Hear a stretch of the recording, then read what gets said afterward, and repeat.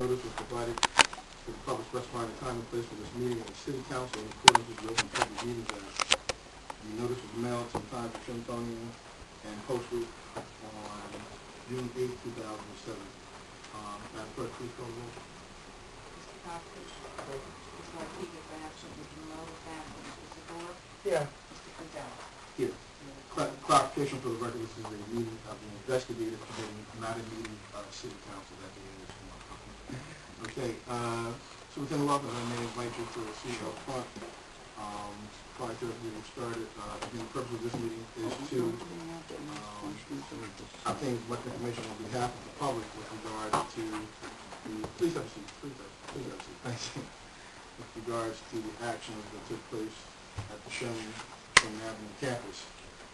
Certainly, your response with regards to corrective action plan that you submitted to the state on by June 4th was so certainly like to hear that from you. I also believe that you received some questions in lieu of the chair who absent this evening due to be definite on the council member too. I understand there was a number of questions that you should get an opportunity to see. So, you know what, we can do this. I do understand, again, for the record, that you're under tight schedule, and you said 6:30. We could get the public meeting this evening. How about we try to get into some of the corrective action plan, as well as some of the questions that you can even incorporate for sure. And you may have a prepared statement if you'd like to read that for the record. If you have a copy of that, get us a copy, and we'd like to have that for the record as well. Lastly, we have two more meeting dates. One is June 18th and June 25th. June 28th, excuse me. We'd like to have those dates open in case we need additional information or additional information needs to be asked on behalf of this committee, on behalf of the public. But with that, let me take this opportunity to again welcome you. Thank you for extending response to the invitation. You were not subpoenaed in this matter. So I do want to say, as a matter of record, you volunteered to come. Your own situation to give us information with regards to your findings. Please take the opportunity to introduce your executive management staff for the record, and we'll proceed from there. My name is Rodney Lawson, Superintendent of Schools, and I'll just let them introduce themselves as we go around. Thank you. Hi, I'm Dave Weddington, Assistant Superintendent of Student Dave, Services. last name again? Weddington? Wellington, correct. We missed you last time. Yes. Yes, sir. Everett Collins, Facility Director. Yes, sir. Come on. Yes, ma'am. Hi, Nancy Swirsky, Business Administrator. Ms. Gorski, yes, ma'am. Hello, Joanne Blanchard, Curriculum and Instruction and Assessment. Yes, ma'am. Good evening, Carolyn Gibson, Assistant Deputy Human Resources. Yes, ma'am, Ms. Gibson. Good evening, Sharon Lamore, Legal Counsel. Yes, ma'am, Mr. Moore. Good evening, Jean Wesley, Public Media Relations Division. Thank you. Welcome, and thank you all for coming here as well. Mr. Lawson, yes, sir. There were a list of 9 questions. I do have copies for the City Council. And also, there were 2 separate issues that was asked. It wasn't listed that way, but they asked questions about the Sherman Avenue case, and they also asked questions about the fingerprinting issues that occurred with regard to staff members. And so what I asked is that we not address the fingerprinting issues here, because the Sherman Avenue conversation will take a little more time. Is there any direct correlation between the two? Not at all. None at all? None. Okay, so we can reserve that, and we'll come back on that. Okay, sure. Thank you. And the first question was, what is the scope of the superintendent's investigation? Basically, there are twofold process in this investigation. There's an internal investigation and an external investigation.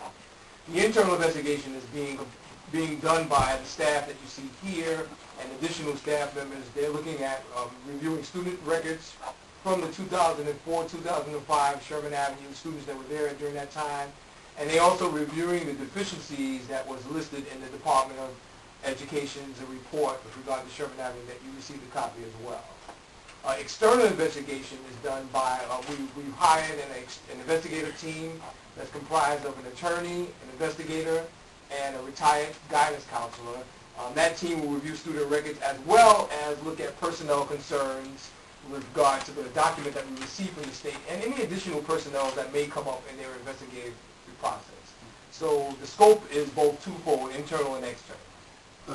So then again, because of the we may have to inject some questions. Well, what I'll do is I'll stop after each question. Okay. And then allow for, so that first question was, what is the scope of the superintendent's investigation? But one thing I just wanted to back up with regards to the investigative team, the internal figures.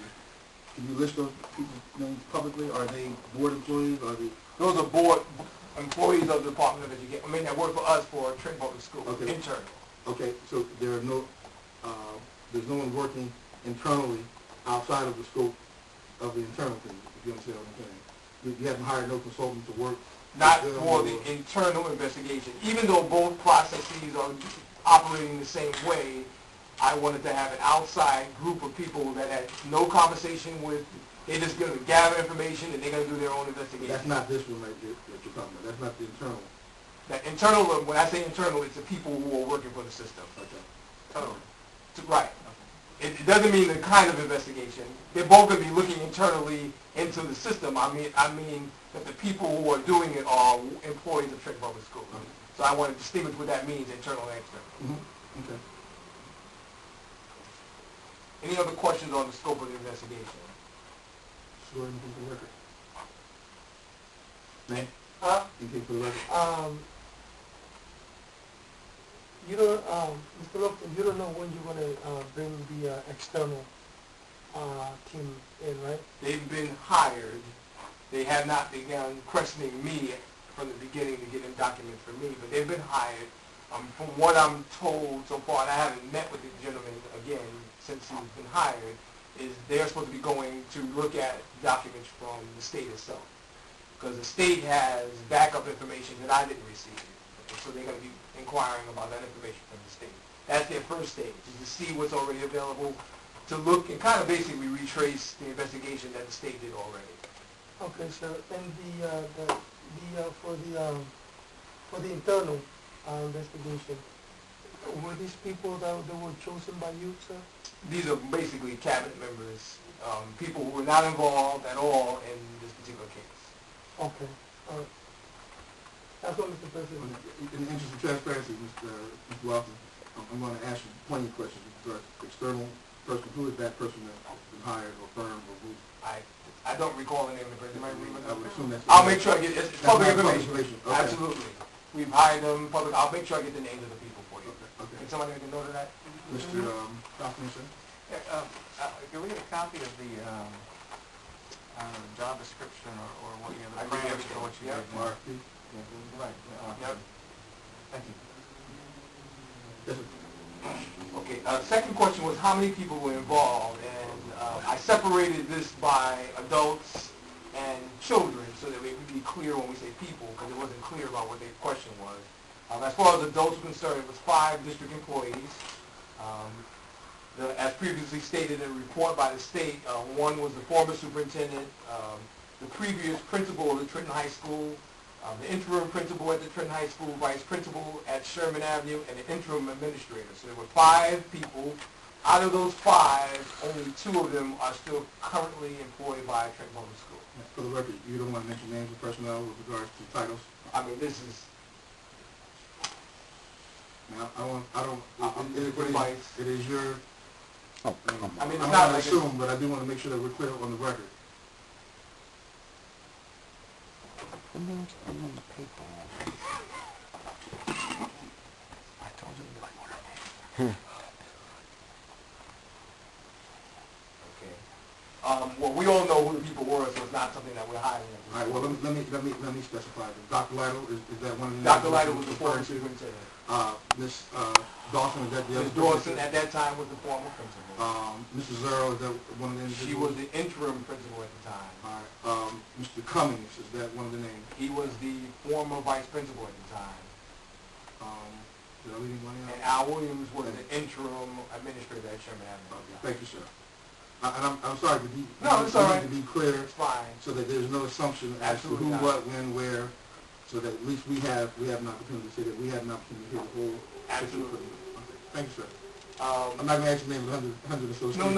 Well, I mean, now that you know the names, then I can just give titles of the rest of it. Please, no problem. The number of students involved, now this is kind of hard to understand. during the time period that the school was initiated, there was 276 students on register, meaning that they were registered in the program at the beginning of enrollment of the school. At the end of the year, when this program was over that year, 04, 05, there was 141 students. All ninth graders. Ninth grade, it was a ninth grade repeaters program, so on record they were ninth graders, but it was 141 students in that building at the time. Between 04 and 05. Yeah. At the end of that school year, so that would be June of 05, on register was 141 students. Out of the 141 students, 92 of them are still presently in our system right now.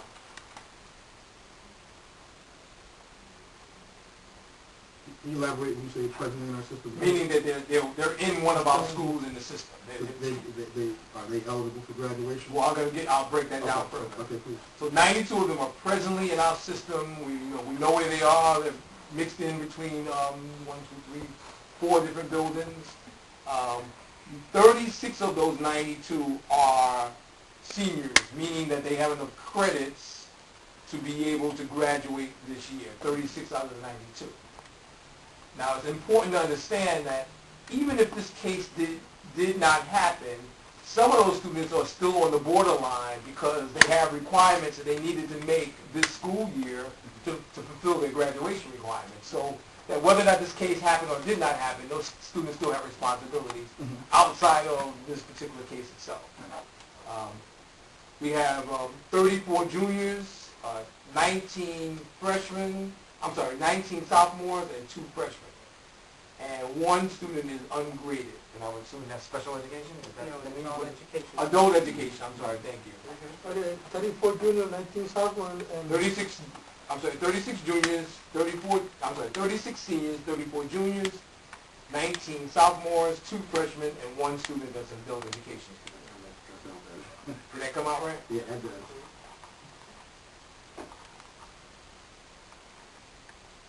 Of the 36 seniors, those are the ones that will be going through the CAP plan with regards to offering them the... In actuality, so you know, not all 36 require extensive online services or summer school. I'm not sure what the exact number is on that 36 now is broken down, but I can make sure I give you that if you want to know each specific student and how it affects them. Every student is different. Some students have to take 2. Some students didn't have to take anything because they had more than enough credits to be able to graduate on time, so they didn't have to go through this process.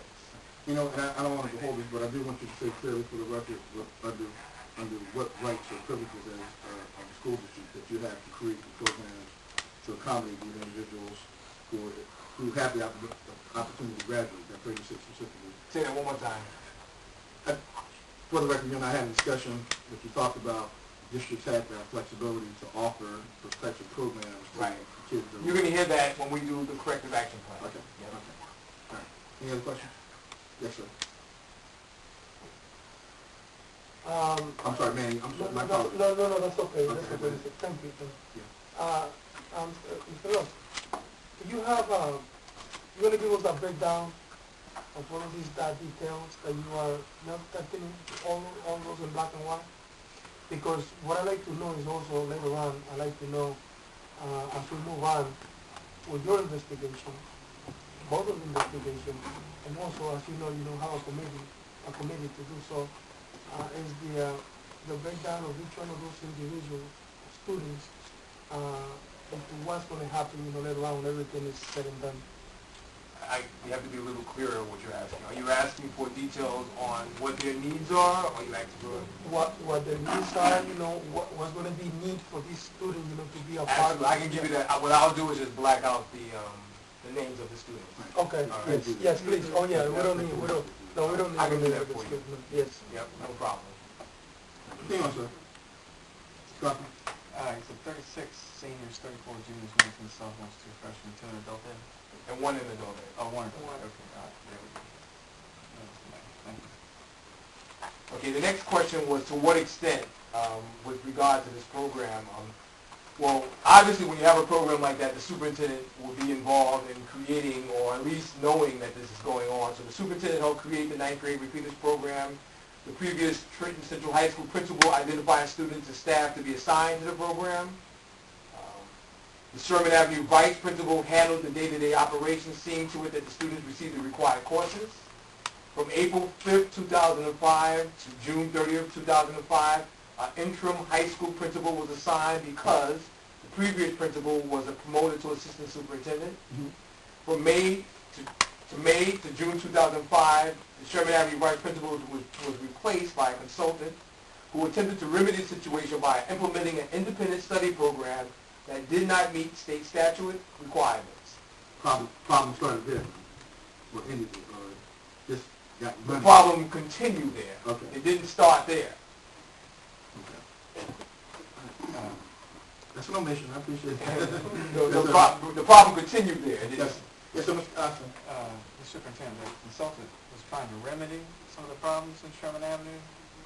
I would say yes. Okay, but his remedy was invalid or didn't work and... Right. Okay, His remedy wasn't sanctioned by the state. okay, all right. For the record, Mr. Austin, can you identify, just a couple of the problems, one or two or three problems Sure. that he or she was sent to do?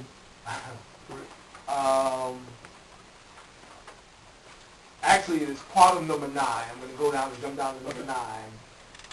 The initial rationale for the Sherman Avenue 9th grade repeaters program was to eliminate overcrowding at the high school due to scheduled construction. The plan, however, was not clear, concise, comprehensive enough to implement an effective program. After determination of the problem, implementation of safeguards were inadequate in reference to issues that arose surrounding student scheduling and programming. There was insufficient monitoring and a lack of accountability for providing accurate student services. So I'll give you a real easy example. Student goes to school, student receives the schedule, looks at the schedule, sees that they're taking the same class. Student would meet with guidance counsel or speak to VP, vice principal, and say, I'm taking the same class over, or even the guidance counsel should recognize the student is taking the same class over, and then the situation is corrected at that time. Or a parent comes in and tells the school that my student is taking the same class over, what are we doing about that? So that, the initial part of it, setting up the program from the very beginning, is that you're making sure students, even though it's a repeaters program, every student did not have to repeat every single class. So students were there, they had to repeat maybe math, but didn't have to repeat English, but they didn't account for or set up for, they may not have. Again, this is something that happened in the past. Finding details of this has been very, very difficult because there's not a lot of record on this. This is something that happened with the previous superintendent. But there is record to the fact that an employee teacher with Beverly Jones did approach council and had approached the Board of Education prior to your coming to the district with regards to the same issue of scheduling and programming and monitoring and all these issues right here. I mean, do we not agree with that? Yes. Okay, so there's a record on that, at least to the point that previous administration should have had an opportunity to look at, or should have looked at, with regards to the new program. I wasn't there at the time, so Well, I don't want to speculate, I don't want to give opinions, but I want to make sense too. I want to kind of put the round page in the round holes and the square ones in the square ones. I mean, if in fact, I'm trying to be clear that there was a record of this at the board prior to a report being generated by the Department of Education, publicly, on the record. Do you have knowledge of that? I have knowledge of that. Yes. Okay, that's what I'm asking. All right, yes, sir. I'm sorry, Mr. Cochran. As far as you know, the consultant was brought in to fix the problems. I guess I'm asking, he was intentionally hired to fix the problems, or he came on board, noticed there were problems, and said, I'll see if I can fix it myself. I could not tell you why he was brought in, but I know that part of his charge was to do something to address it. Okay. I don't know if he was brought in just for that purpose. But that was one of his job Absolutely. descriptions. Okay, so there was an awareness above Say it again, I'm sorry, I got a correction here. Title and bed. He was brought in after the previous administrator was non-renewed, and he was brought in after that to finish out that contractual period for the end of the school year. Right, and I said I don't know whether or not he was brought in. I don't know if he was brought in for the problem, but I know that he was asked to fix the problem. Okay, but that could have been, he could have come in, noticed there's a problem, said, hey, there's a problem, they said, well, fix it, you're there, as opposed to, we have a problem, would you be willing to work for us? That part I don't know. Okay, all right. I think for the record, as members of the executive team stand up, just and give their name, Mr. Ford, I'm Sharon Larry, Yes. for the record. Mr. President. Mr. Shigor, yes, sir. Mr. Doctor, I want to know, this particular consultant, right? Any time, any point, when he was sent, and I know you were not there, but anybody here has any knowledge that this individual maybe came up with some type of corrective action at any time? He did. He did? Actually, he did. That was part, his corrective action plan was to do an independent study. And who did he present, this correction action to, so that the I don't have all the details of who, but I know that he put it together, and it was something that was initiated at the school. They actually started that process. Students began the process of doing independent study. I know we're trying to make sure we get back, but I want to touch on them though, 2 seconds as you continue on. I know we talked about some of the points of the program, eliminate overcrowding at the high school, scheduling the program and monitoring, but also there's that other side that specifies that teachers who were, or employees or administrators who may have been, for lack of a better word, burdensome to the district were also placed at that program. To your knowledge? That I have no information. Okay, no problem. And I just want to say, I think it's better for us to take our time. I'm not rushing. Well, I appreciate that. And I really do. I'll come back. I just ask that the city council members that when I do come back, I won't have to go back to the beginning. Well, I don't want to, there are 2 members that aren't here, but you know what, we will try to make sure that they, right, we'll make that available for them. I can give him the camera. But I hear you. Thank you, I sir. would say we do what council wants him to do. Is this a pervasive issue or isolated issue? At this point, the Sherman Avenue issue is isolated at this point. However, we are looking for evidence of any further problems with program or systems currently in place. District-wide. District-wide. Dating back to our party.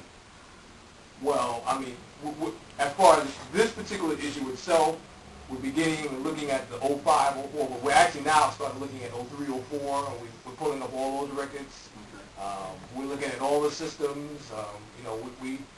For me to be able to report and say, yeah, we found a whole lot of stuff, I can't do that. I don't have any information to do that. Had any proof or, I should say proof, any comment to the fact that it could have been pervasive? I don't see that it could have been pervasive? I don't see anything at this point, but which indicates that? right. But I don't have anything at this point. But you are extending your... Oh, absolutely. Okay. And that goes a long way toward public confidence. As you sat here today, but once before, said that you're here to restore safety, speaking of the school district. Yep.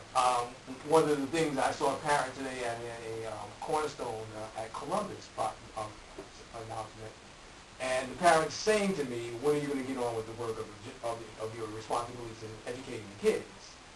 And so, I have to let you know that this case, and amongst other things, are taking up the time. You see my entire cabinet here. I appreciate it. Taking up a lot of time for us to prepare, dealing with the Department of Education, and now we're going to have an outside external investigator who's now going to begin to ask them questions in regards to any roles or responsibilities or getting information from them as well. So, and we're trying to do both. We're not going to stop what we need to do and force ourselves to move forward with the education of the students. So.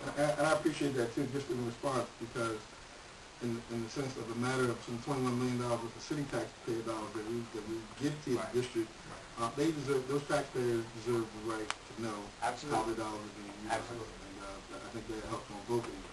Both ends of this spectrum. Absolutely. Yes, sir. You continue. And now we come to the corrective action plan. Everyone should have a copy of that corrective action plan. It should be on your desk.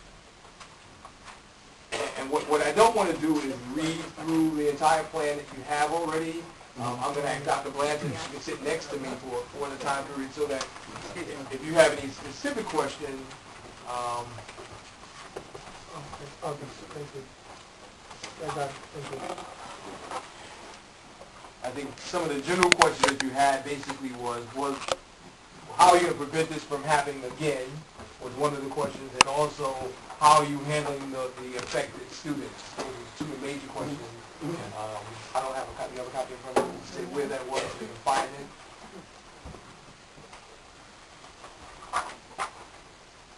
To ensure credits on number 1. just on page 1, that we're going to really go through a comprehensive review of each student's course history that's in our data system. Right.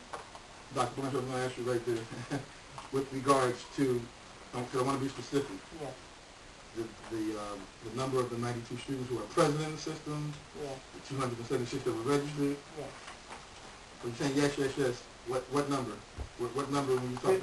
Our priority are the 12th graders, because currently, right now, and we are looking at those students who are scheduled to graduate to make sure that they have the credits that they need to have a valid high school diploma. But that would be the 36 seniors that you specified. No, we're actually reviewing all of the people who possibly could be affected in that school. So it's not just, we had to find out that there were 36, and we had to do that by going through all the records, and that was 141 that we still presently have in our system. In addition to the ones that no longer are in our system, we're sending out letters to them because they may be affected even though they're no longer students in our system. Right. Yeah, that's another, yeah, I'm sorry. So we didn't just say because you don't go here anymore, you're finished. We're trying to reach out to students who are no longer in that system. So that's 141, minus the 92 that are in our system that we need to find out where they are. So they may be in neighboring districts or out of the state, and we need to make sure that we do everything that we possibly can by sending letters, trying to call whatever numbers we have as forwarding numbers to make sure that we're addressing their issues as well. As a priority, though, the 36 seniors would be top. And those students who have left the system, we want to make sure that we do everything possible to contact them because they may want to re-enroll as an adult student to get that high school diploma. So it's very important that you look at the entire number set, to look at those transcripts, to look at those courses, and to use what we need to do to prepare those students for that high school diploma under option 2, which we're looking at online courses, community college, and summer school. I got to answer this last question. No, I just want to know, are we sure that, this number is precise, that 141? Well, again, remember I said part of what we need to make sure that we do is an internal and external. So we need to have somebody else come behind us to double check what we're doing because, we're thinking that we're covering every base, got every name, and so we want to make sure that we don't miss anybody in the mix. So there is a possibility. There's absolutely always a possibility. But we want to make sure that there's no one that's missing because I had a board member say to me that there's a parent who did not receive a letter from us yet. And I was like, well, tell me who it is so that we can be aware. So again, we're doing what we're doing internally, and in addition to that, we're going to have external people come and look behind us to make sure that we didn't miss anybody. And we also have to take into account that some of our population is transient. So they move and the address may not be correct. We receive those back, and we have to take corrective action and diligently go about trying to find the correct address so that they can be notified. What I didn't want to do is go through line by line here, because I gave you this before. I agree. And I think this document is answering 5, 6, and 7. I agree, but... So if you want a question, I don't have any I have specifics. Right. To Yep, not a problem. And one of the things I did want to ask Dr. Blanchard, because she talked about, you just read the first corrective action plan, to ensure correct credit award. What objective procedure are you utilizing to determine whether or not a student was inappropriately awarded credit or appropriately awarded credit and shouldn't have been there or shouldn't have been there? Well, given the students that we have right now, what we're doing is looking at those credits from the information in our data system and reviewing their credits with their high school guidance counselor. And they are sitting down with the counselor, reviewing their transcripts together and signing off on which option would be better for them in terms of their credit recovery so that they can earn that high school diploma. I think you answered part B of my question. Part A is there some procedure and or policy? What is saying that as I look down at Ronnie Lofton's transcript, that when he was in the 9th grade between 04 and 05, that he got an A here, although I know I think I know some of obviously he didn't attend enough days in class. That's right, the attendance requirement. That might have been the first one. Exactly. Or is that the main one necessarily? Well, we do have an attendance-free policy within the district, and Sharon could state that attendance policy. So you have the attendance policy, and you have the component of doing the actual academic work. To easy, it's, we look at a transcript. I'm going to go pretty easy. It's real simple. You look at a transcript. First of all, you recognize that the student went to that particular program. Gotcha. So now you know that that's what you recognize. And you look at Algebra 1, 9th grade. They took Algebra 1. Then you look at it again. What happened was they actually changed the course. So you're not going to see Algebra 1 again for the following year. You're going to see Algebra 2, say. Okay. But next to it, there was a little blank that we recognized that it was an independent study class. That person is not getting credit for that Algebra 2 because it wasn't offered in the building. So that's how we recognize this person is deficient. And so we go one person at a time. You're going to go painstakingly and say, okay, let's look at this credits, this thing, and you're going to go and you say, this person is missing algebra, this is a missing piece. Then you go to the next one, and you may have to go to social studies. And it takes almost an hour to go through each individual transcript for these students that's in the school. And you open it up a big can with that comment, right? Because the question is, I think you hit it right, with that independent study and or those classes that students receive credit for. How could or who change those transcripts? How could who? How? Well, there's a process for changing a transcript. Right. It always has to come from senior level. It's not that any individual computer person can just go in there and just start changing grades. They have to have a direction from somebody. So teachers are totally vindicated of this process. Any teachers at the lowest levels in the school? I don't know. I'm not that far into the investigation to tell you that. I could not even say that. But there definitely is a senior level person that has to give direction to somebody to change it. A teacher can't just go in there and just automatically just change law. It has to come through a process. This is good, Mr. Kaufman. Were there any other specific highlights of the corrective action plan that you want to mention?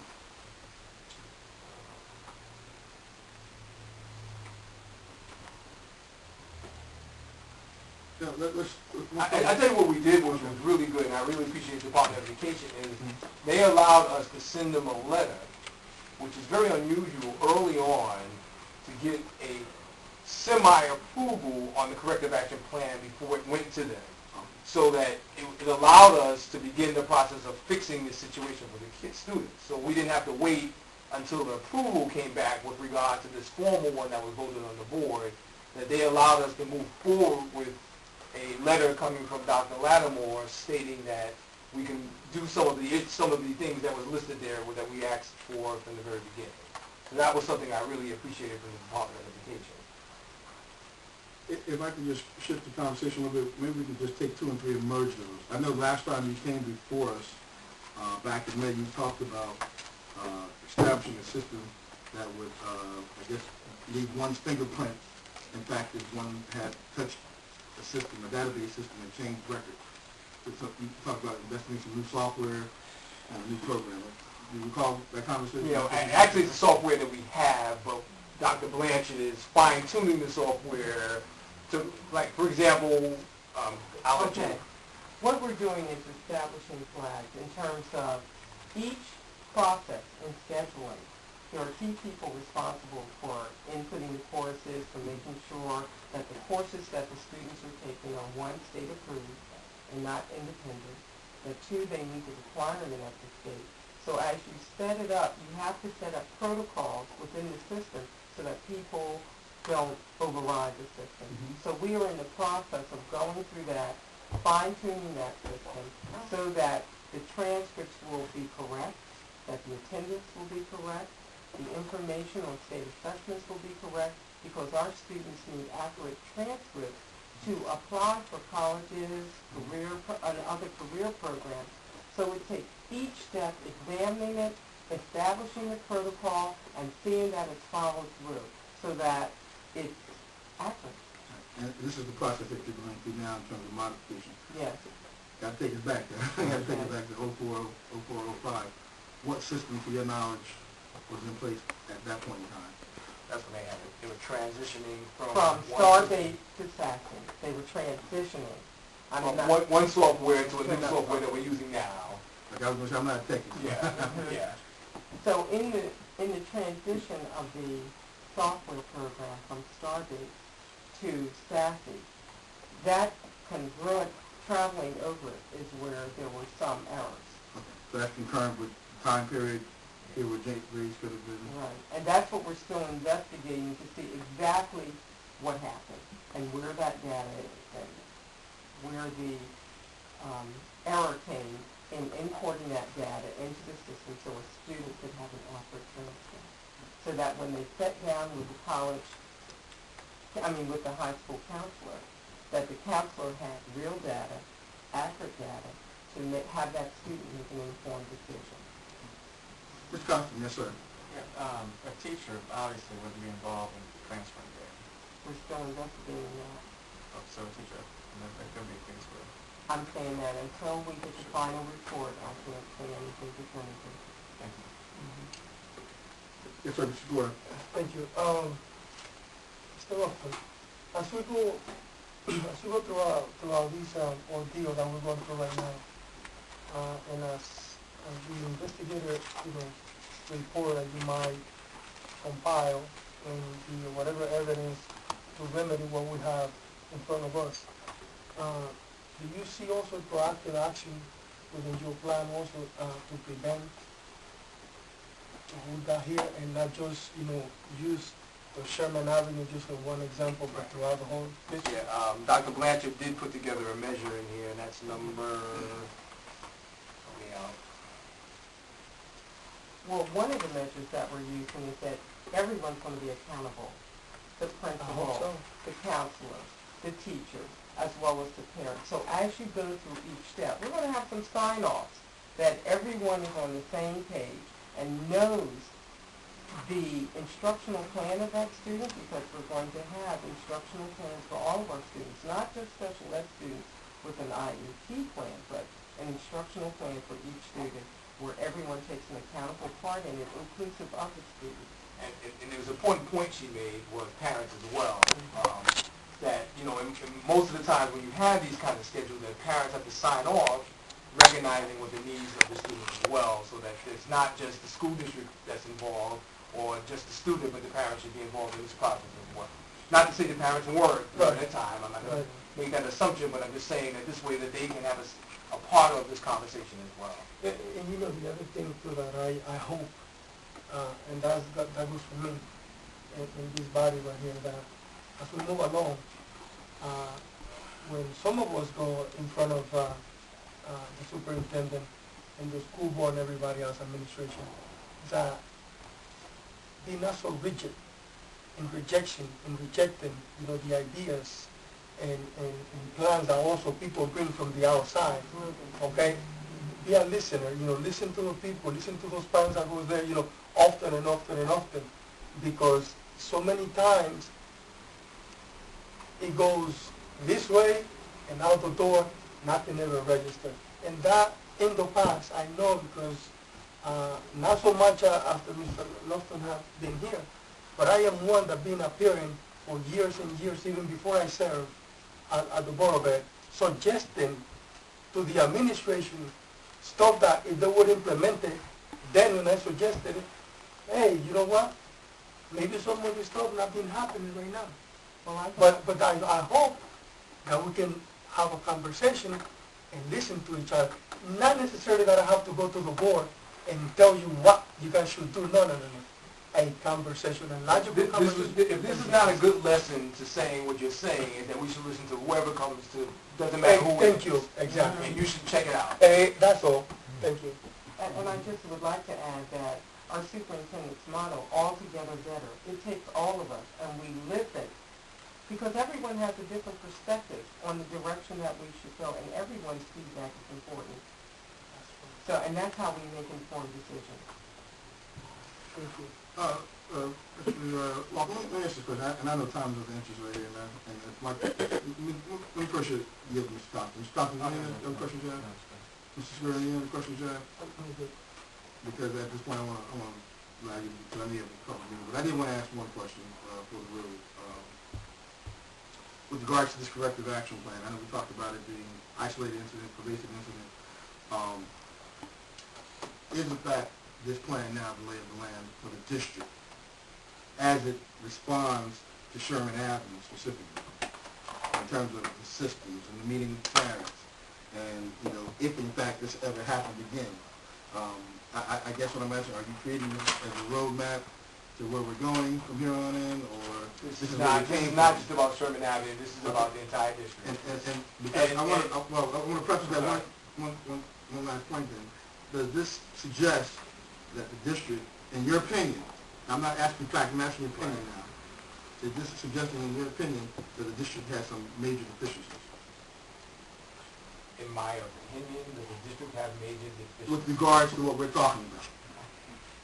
With regards to talking about. Yes, oh yes. With regards to what we're talking about. Absolutely. In terms of transcripts and Yes. changing Absolutely. systems, Absolutely. attendance policies. Yes. Yes. And this is this is an opening door for us to correct a situation that's probably been long-standing in other areas with regard to this kind of Sherman Avenue situation. So I have not witnessed anything other than Sherman Avenue, but at least we can make sure that we have a policy that everybody's following and everybody's a witness to. Let's end today, because I keep getting around easily. There's some questions I have that I'll forward to you in advance. And I tell you, having the questions in advance I really, this is like fantastic to be able to do this. I love it. Not that I can't answer any other questions that you brought up as you did today, but this gives us a jump start in being able to. I will assure you that hopefully by next time you come, we will have some additional questions prepared for you. And we'll speak with you with regards to the 18th or the 28th, member. As to what you need to suffice. We'd like to wrap this up this month. Okay. And allow you and your staff to get on to the point. So somebody will call me just to. Absolutely. Absolutely. Okay. I want to say thank you. Thank you. Thank you. Dr. Blanchard, all of the administrative staff. As always, it's a pleasure to see you. Thank you very much. Your statement? Yes, please. For the record. Yes. Thank you. Pass them out right behind. I do want to read for the record before we adjourn, ladies and gentlemen. I want to read a letter from former Superintendent Dr. James H. Lytle, who's now a practicing professor at the Graduate School of the University of Pennsylvania. Excuse me, ladies and gentlemen, for the record. No, they can. I mean, we can say whatever. But we're still on the record. I just want to read this in response to the invitation for Dr. Lytle to appear. He responded to the chairwoman, Councilwoman Annette Marti. I'm responding to your recent invitation to appear before the City Council Investigative Committee. I regret that I will be unable to appear. I am keynoting a conference on urban high school reform in New York State the following morning. Because the matter for discussion is now in litigation, I don't feel it would be appropriate for me to testify in response to the questions you posed. I will repeat what I told the Trenton newspaper. The administrator of the Sherman Avenue program during the period in question, Melvin Cummins, was suspended for poor performance due to the spring of that year and terminated at the end of the year. To my knowledge, he has not been interviewed at any point, although he was the one who had direct responsibility for the program. Part of the reason for his suspension and termination was the state of student records. His replacement, Al Williams, was an experienced and appropriate certified district administrator who served on a consulting basis because he was officially retired.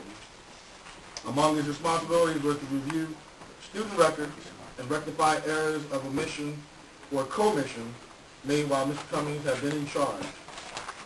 It was my position as superintendent that students should not bear the burden of errors by the site administrator, but should be made whole to the degree possible.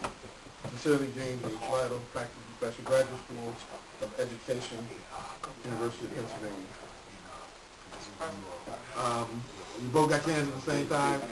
Go ahead. I yield to you. I just want to say he's keynoting a conference on urban high school reform. I'm going to message you, okay? Now, and for clarification, he was invited. He's not been convened. He was invited.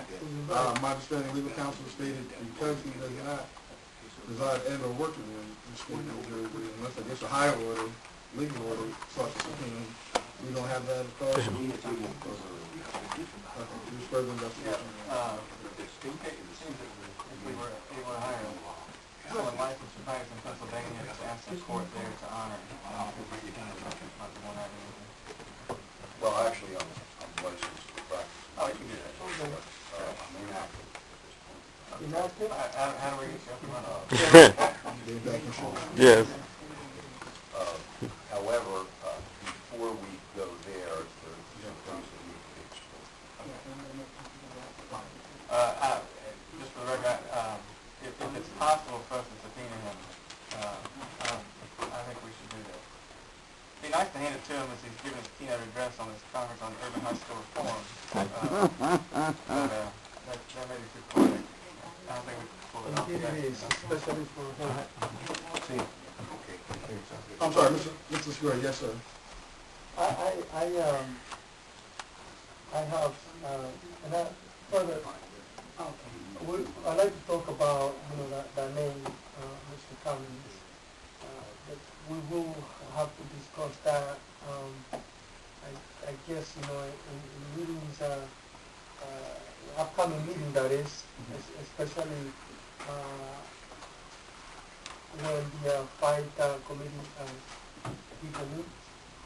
I'd like to bring some of the information that have been given to me concerning the gentleman. Okay. Well, we are scheduled, again, for a matter of record, we're scheduled for Monday, June 18th, and Thursday, June 28th. Mr. President, have we made invitations specific to those dates? We talked about. I will need to speak with Ms. Latif because she's specifically been on our behalf, and that will be something we'll do next week. So that's 18th, Mr. President? Monday the 18th and Thursday the 28th. I assure you that I will speak with appropriate staff tomorrow to find out what actions are going to take place and who we anticipate coming before us, or who do we know is coming before us. Look, it's raining. And certainly with regards to subpoena action, because we did not issue a subpoena. But I credit to Dr. Lawson for, just accepting the invitation and coming. Right. It is benefit. You're right. And we can hold out. We also want to have him back. I don't think we even touched the tip of the iceberg. I think we just scratched him just a little bit. As I stated before, he's now in the position to actually, in good faith, to clean this mess. Mm-hmm. And I do hope that in due process, that, because changes cannot be done without, taking the cancer out of the body. So I do hope that some of these copper and some of these cronies can be actually displaced and place people that are going to really stand for education, not just to collect a paycheck. Scott, you have the last word. Was anything else, Mr. Segura? No, I'm done. Scott, you have the last word. Good job filling in. Well, thank you for the compliment. Motion to adjourn. Well, excuse me, just for the record, because this is a special committee meeting, there is no provision for public comment at this time. However, tomorrow's regular scheduled council meeting at 5 o'clock. We'll set our regular agenda. Okay. There's a motion on the floor to. Motion. Second. Second. God bless everyone.